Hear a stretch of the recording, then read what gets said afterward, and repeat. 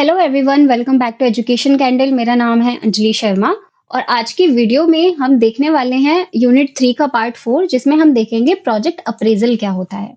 तो चलिए इसे स्टार्ट करते हैं। सबसे पहले हम समझेंगे कि प्रोजेक्ट अप्रेजल का मतलब क्या होता है। प्रोजेक्ट अप्रेजल का मतलब होता है किसी प्रोजेक्ट को शुरू करने से पहले उसकी डिटेल एनालिसिस करना, जिससे ये पता लगा सके हम या जिससे हमें ये पता चल सके कि जो भी प्रोजेक्ट पे हम काम कर रहे हैं ये आगे जाके सक्सेसफुल भी होगा या नहीं होगा।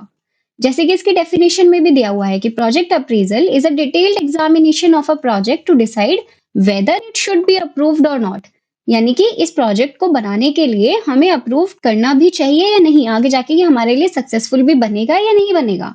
अब इसकी इंपॉर्टेंस की बात करें कि प्रोजेक्ट अप्रेजल से ये जो चीज हम चेक कर रहे हैं कि आगे जाके सक्सेसफुल होगा या नहीं होगा, इससे हमारा क्या फायदा हो रहा है, इसकी इंपॉर्टेंस क्या है ये सब करने की। तो इसकी इंपॉर्टेंस ये है कि आपको स्ट्रक्चर फॉलो करना है। मतलब ये कि आपने जब ये चेक किया कि मेरा प्रोजेक्ट जो मैं बनाने वाला हूँ ये मेरे लिए प्रॉफिटेबल होगा या नहीं होगा, सक्सेसफुल बनेगा या नहीं होगा, तो इससे आपको ये पता चल गया कि जो प्रोजेक्ट है ये प्रॉपर स्ट्रक्चर फॉलो करेगा या नहीं करेगा। सेकंड आता है फाइनेंशियल और टेक्निकल फीजिबिलिटी को समझने में हेल्प करता है। रिस्क फैक्टर को पहले से इवेल्युएट कर लेता है कि अगर मैंने ये प्रोजेक्ट ले लिया तो मुझे ये रिस्क जो है इनको फेस करना पड़ेगा। तो आपको पहले से ही पता चल गया, आपने पहले से ही जो रिस्क फैक्टर है उनको इवेल्युएट कर लिया। और लास्ट में इन्वेस्टमेंट का रिटर्न इंश्योर करता है कि जो भी प्रोजेक्ट आप बना रहे हैं उससे आपको इतना रिटर्न मिलने वाला है। एग्जाम्पल के लिए एक कंपनी को 3 नए प्रोडक्ट लॉन्च करने हैं। ठीक है, मान लीजिए 3 नए प्रोडक्ट लॉन्च करने हैं। पहला प्रोडक्ट है, ये दूसरा है और ये तीसरा प्रोडक्ट है। ठीक है, इन तीनों को उसे लॉन्च करना है। तो प्रोजेक्ट अप्रेजल से ये डिसाइड होगा कि कौन सा प्रोडक्ट ज्यादा प्रॉफिटेबल होगा। आपने प्रोजेक्ट अप्रेजल जब किया तो आपको पता चला, मान लीजिए सारे फैक्टर चेक करने के बाद, कि मेरे लिए जो है ये जो सेकंड प्रोडक्ट है ये ज्यादा प्रॉफिटेबल है। तो इसलिए अब यहाँ से क्या पता चलेगा आपको, यहाँ से आप देखेंगे कि मुझे सेकंड वाले जो प्रोडक्ट है या जो प्रोजेक्ट है उसी को ही अप्रूवल देना है। फर्स्ट और थर्ड को अप्रूवल नहीं देना है, क्योंकि इससे मुझे कोई भी प्रॉफिट नहीं मिलने वाला। तो ये इसकी इंपॉर्टेंस होती है। नेक्स्ट हम देखते हैं कि प्रोजेक्ट अप्रेजल के एक्सपेक्ट्स अगर हम देखें तो प्रोजेक्ट अप्रेजल के अलग अलग पहलू होते हैं। अब इसके कौन कौन से हैं, जैसे कि आपको डायग्राम में यहाँ दिखाए गए हैं, इसको डिटेल में पढ़ते हैं। सबसे पहला आता है टेक्निकल। टेक्निकल में हम चेक करते हैं कि टेक्नोलॉजी और प्रोसेस फीजिबल है या नहीं। ये जो प्रोजेक्ट है, ये जो प्रोडक्ट जिसे बनाने के लिए हमने ये प्रोजेक्ट लिया है, क्या इस प्रोजेक्ट को बनाने के लिए जो भी टेक्नोलॉजी और प्रोसेस की जरूरत पड़ेगी ये हम कर पाएंगे या नहीं कर पाएंगे। फाइनेंशियल में देखते हैं कि जो इन्वेस्टमेंट और कॉस्ट है वो हमारे बजट के अंदर आता है या नहीं आता। कमर्शियल में हम चेक करेंगे कि मार्केट डिमांड या प्रॉफिटेबिलिटी कितनी है। ठीक है, कमर्शियल में हम देखेंगे कि जो प्रोजेक्ट पे हम काम कर रहे हैं इसकी मार्केट डिमांड कितनी है। इकोनॉमिक में हम चेक कर रहे होंगे कि इकोनॉमी के लिए फायदा होगा या नुकसान होगा हमारे इस प्रोजेक्ट से। मैनेजरल में हम देखेंगे कि प्रोजेक्ट मैनेजमेंट की कंपैटिबिलिटी क्या है। ठीक है, यहाँ पे हम चेक करेंगे कि प्रोजेक्ट मैनेजमेंट इफिशिएंटली हम कर पा रहे हैं या नहीं कर पा रहे हैं। लीगल में हम देखेंगे कि जो भी प्रोजेक्ट हम बना रहे हैं ये लीगल है या नहीं है, कानून के जो रूल्स हैं उनका पालन कर रहा है या नहीं कर रहा। सोशल में हम चेक करेंगे कि जो आपकी सोसाइटी है उस पे इसका कैसा इम्पैक्ट जाएगा। इकोलॉजिकल में हम चेक करेंगे कि जो एनवायरनमेंट है, जो पर्यावरण है हमारा, उसके लिए ये जो प्रोजेक्ट है ये ठीक है या नहीं है। ऐसा तो नहीं है कि पॉल्यूशन ज्यादा बढ़ा देगा। और लास्ट में हम चेक करेंगे कि ऑर्गेनाइजेशन की सुटेबिलिटी बैठती है इस प्रोजेक्ट पे या नहीं बैठती। ठीक है, तो ये सारी चीजें हम चेक कर लेते हैं प्रोजेक्ट अप्रेजल में। नेक्स्ट हम देखते हैं कि इसकी स्टेजेस कौन कौन सी होती हैं। तो यहाँ पे 6 स्टेजेस दी हुई है, इनको समझने की कोशिश करेंगे। सबसे पहले आती है आपकी इकोनॉमिक। इकोनॉमिक में हम क्या करते हैं, प्रायोरिटी को समझते हैं कि इस प्रोजेक्ट को बनाने के लिए हमारे पास कौन कौन सी प्रायोरिटी होंगी। टेक्निकल में हम चेक कर रहे होते हैं कि स्केल और प्रोसेस क्या क्या यूज होगा यहाँ पे। ठीक है, कितने कितने बड़े लेवल पे, कितने बड़े स्केल पे हम इस प्रोजेक्ट को काम कर रहे हैं, प्रोजेक्ट को बना रहे हैं, और इसमें कौन कौन से प्रोसेसेस का हमें यूज करना होगा। ऑर्गेनाइजेशन में हम चेक करेंगे क्या ये प्रोजेक्ट ऑर्गेनाइजेशन के लिए सही है या नहीं। जब ये प्रोजेक्ट बन जाएगा क्या इससे हमारे ऑर्गेनाइजेशन की इमेज पे कोई फर्क तो नहीं पड़ेगा। ऐसा तो नहीं है कि इमेज खराब हो जाए हमारे इस प्रोडक्ट को बनाने के बाद। ठीक है, मैनेजरल में हम चेक करते हैं कि टीम की कैपेसिटी है या नहीं है इसको बनाने के लिए। मतलब जो स्किल चाहिए इस प्रोजेक्ट को कंप्लीट करने के लिए, वो स्किल्स हमारे टीम के पास हैं या नहीं है। ऑपरेशनल में हम चेक करते हैं कि प्रोजेक्ट की कैपेसिटी कितनी है। ठीक है, प्रोजेक्ट कितनी कितनी कैपेसिटी है, कितने बड़े लेवल पे ये बन रहा है, कौन कौन सी चीजें इसमें ऐड करनी है। प्रोजेक्ट की सारी कैपेसिटी हम ऑपरेशनल में चेक कर रहे होते हैं।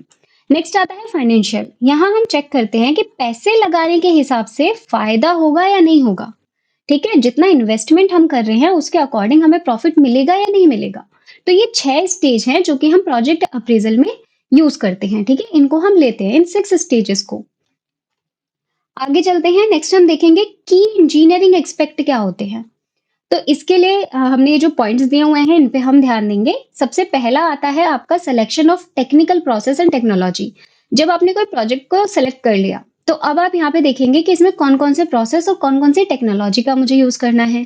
सेकंड आता है technical collaboration with known how. मतलब ये कि आप देखेंगे कि जो टेक्निकल कोलैबोरेशन है, जो टेक्नोलॉजी का और प्रोसेस का कोलैबोरेशन है, उसको कैसे करना है हमें।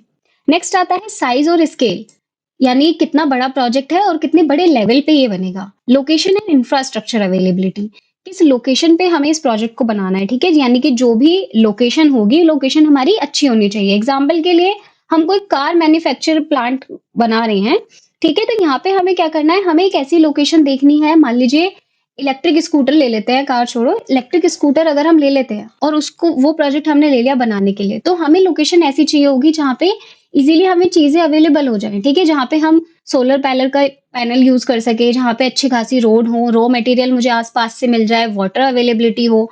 ठीक है, तो ऐसी लोकेशन हम चेक करते हैं। Selection of plant and machinery, कौन कौन सी मशीन्स मुझे इसके लिए यूज करनी पड़ेंगी, उनको हम सेलेक्ट करते हैं। Layout and building details, layout कैसे बनेगा। मान लीजिए अगर मैं इलेक्ट्रिक स्कूटर बना रही हूँ, तो जब उसकी असेंबली हो रही होगी तो उसके लिए एक पूरा लेआउट बनाना पड़ेगा। तो वो लेआउट हम कैसे बनाएंगे उसकी हम चीजें देखते हैं। Engineering service like power and water, engineering service वहाँ पे अवेलेबल है या नहीं है। Project scheduling and network analysis, project को शेड्यूल करना कि आगे कैसे कैसे हमें कितने वीक में हमें कौन सी चीज कंप्लीट करनी है। नेटवर्क कैसे हम जो है स्टैब्लिश करने वाले हैं। नेक्स्ट आता है जो भी आपका बाय प्रोडक्ट होगा उसको आप कैसे यूटिलाइज करोगे। मतलब कोई काम आपने करा, उसके बाद कुछ चीज रह गई जिसे हम वेस्टेज कहते हैं, तो वो बाय प्रोडक्ट जो बचा है उसको आप कैसे यूटिलाइज करने वाले हो। ऐसा तो नहीं है ना कि उसको फेंक दोगे, उसको आप कैसे यूटिलाइज करोगे अपने बाय प्रोडक्ट को। लास्ट आता है project cost and comparison with similar projects. जो भी प्रोजेक्ट का कॉस्ट है उसको आप यहाँ पे चेक कर रहे होते हैं कि वो हमारा कैसे जा रहा है। सिमिलर प्रोजेक्ट्स के अकॉर्डिंग कंपैरिजन करेंगे कि हमारा प्रोजेक्ट का कॉस्ट ज्यादा तो नहीं जा रहा। ठीक है, तो ये सारी की इंजीनियरिंग एस्पेक्ट्स होते हैं जो हम प्रोजेक्ट अप्रेजल में देख रहे होते हैं। नेक्स्ट आता है why is project appraisal done. अब हमने प्रोजेक्ट अप्रेजल क्या होता है देख लिया, की एक्सपेक्ट्स देख लिए, स्टेजेस देख लिए। अब क्वेश्चन आता है कि हम ये कर क्यों रहे हैं, क्या जरूरत है इसको करने की। तो इसको करने की जरूरत सिर्फ इतनी ही है कि project appraisal is done to evaluate a project before approval.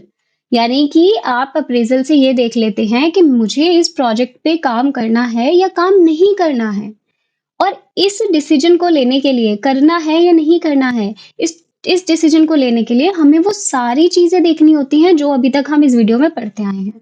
ठीक है, तो प्रोजेक्ट अप्रेजल जो है वो सिर्फ इसीलिए किया जाता है ताकि आप ये देख सके कि मुझे कोई प्रोजेक्ट लेना है या नहीं लेना है, आगे जाके ये मेरे लिए सक्सेसफुल बनेगा या मेरे लिए सक्सेसफुल नहीं बनेगा। इस क्वेश्चन का आंसर लेने के लिए हमें प्रोजेक्ट अप्रेजल करना होता है। नेक्स्ट आता है reasons for project appraisal. Reason क्या है, तो रीजन इसके यही है कि बेस्ट प्रोजेक्ट का सिलेक्शन आप कर लेते हैं। ठीक है, आपको ये पता चल जाता है वो सारी चीजें चेक करने के बाद कि कौन सा प्रोजेक्ट जो है कंपनी के लिए ज्यादा अच्छा है।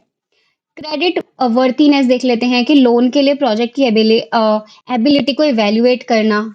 यहाँ पे आप चेक कर लेते हैं कि मैं अगर इस चीज को लेता हूँ, इस प्रोजेक्ट पे काम करना शुरू कर देता हूँ, तो क्या इसके लिए मुझे लोन ठीक से मिल जाएगा, बैंक से इस प्रोजेक्ट के लिए लोन मिल जाएगा या नहीं मिलेगा। और अगर अगर मैं लोन ले लेता हूँ तो इस प्रोजेक्ट को बनाने के बाद मैं उसे पे कर भी पाऊंगा या नहीं कर पाऊंगा। नेक्स्ट आता है चेकिंग प्रॉफिटेबिलिटी। प्रॉफिट आप चेक कर रहे हैं कि जितना मैं एक्सपेक्ट कर रहा हूँ प्रॉफिट, उतना मुझे प्रॉफिट मिल भी पाएगा या नहीं मिल पाएगा। ठीक है, कॉस्ट एंड बेनिफिट एनालिसिस। यहाँ पे आप चेक कर रहे होते हैं कि कॉस्ट के कंपैरिजन में कितना प्रॉफिट हमको मिलेगा। रॉ मटेरियल रिक्वायरमेंट, ठीक है, यहाँ पे हम चेक कर रहे होते हैं कि जो भी प्रोजेक्ट को बनाने के लिए रॉ मटेरियल है वो मुझे इजीली अवेलेबल हो पाएगा या नहीं हो पाएगा। फिक्स्ड एंड वर्किंग कैपिटल, कितना पैसा लगाना पड़ेगा मुझे इस काम को करने के लिए। ठीक है, ये आपको समझ आ जाता है। लास्ट आता है आपका मार्केट डिमांड एनालिसिस। यहाँ पे आप चेक कर रहे होते हैं कि मार्केट डिमांड और कस्टमर इंटरेस्ट के हिसाब से मैं जो प्रोडक्ट बना रहा हूँ ये मेरे लिए काम आएगा भी या नहीं? मान लीजिए आपने ये सारे के सारे पॉइंट्स जो हैं इनको चेक कर लिया लेकिन मार्केट डिमांड का एनालिसिस ही नहीं किया, तो आपके प्रोडक्ट का क्या होगा? अगर मार्केट में लोगों को इस प्रोडक्ट की ज़रूरत ही नहीं है, मान लीजिए आप इलेक्ट्रिक स्कूटर बना रहे हैं, लोगों को ज़रूरत ही नहीं है इलेक्ट्रिक स्कूटर की, तो आप क्या करेंगे बना के? आपके लिए तो वेस्ट हो जाएगा सारी चीज़ें, सब खराब हो जाएगा। तो मार्केट डिमांड एनालिसिस आता है, ठीक है? तो आज के लिए बस इतना ही। यहाँ आपका पार्ट 4 जो है वो खत्म होता है। आगे का जो पार्ट 5 है वो हम नेक्स्ट वीडियो में देखेंगे। आई होप कि पार्ट 4 आपको अच्छे से समझ आया हो। प्रोजेक्ट अप्रेज़ल क्या होता है ये आपको अच्छे से समझ आ गया होगा और क्यों करते हैं, रीज़न्स क्या हैं, कौन-कौन सी स्टेजेज़ हैं, ये सारी चीज़ें आपको अच्छे से समझ आ गई होंगी। तो आज के लिए बस इतना ही। Thanks for watching.